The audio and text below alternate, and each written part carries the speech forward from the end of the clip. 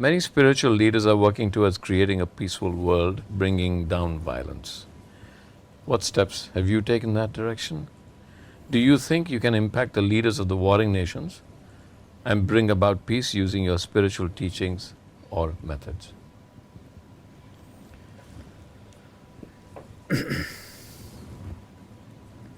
See, there are conflicts which have been hanging upon the planet for decades for the same reasons. Different types of conflicts have happened. The spiritual leaders or spiritual process essentially focuses on bringing peacefulness and blissfulness to an individual human being.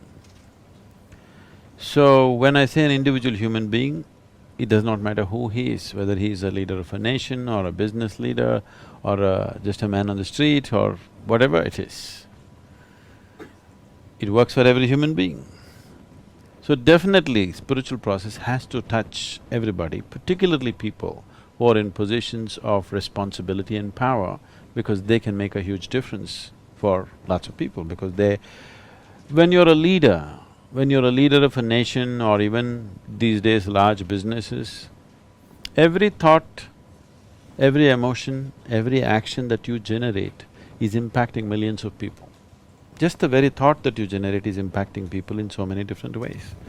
When such a responsibility has been placed in your hands, it's extremely important, the leaders of nations, large business corporations, they must take these steps to ensure as to how they are within themselves. What kind of beings are they? Some work has to be done upon themselves because every thought and emotion that they generate is impacting millions of people. When such a privilege has been given to you, if you just think something is going to happen to a million people, it's extremely important that you conduct this privilege in a responsible manner. And you can only conduct this responsibly if there is a spiritual process within you. When I say a spiritual process, maybe not everybody understands what what it means. So one way of putting it is, there is a certain sense of inclusiveness, that you are not an exclusive entity, you are an inclusive process. And this inclusiveness, if it does not arise and you have a certain level of power in your hands, then definitely it will lead to various kinds of conflicts, there's no question about that. So, we have worked with millions of people, we have worked in the prisons it's mandatory now in all the central prisons in South India, and there are various other things we are doing to make this happen.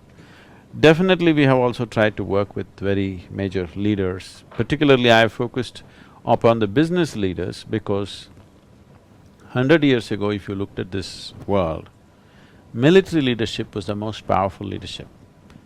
In the last 100 years, it has evolved into a situation where democratically elected leaders, political leaders are the most powerful people. But that is going to change, and that's already beginning to change, and it's going to change very rapidly in the next 10 to 15 years. You will see in the future, the economic leaders are going to be the most important people.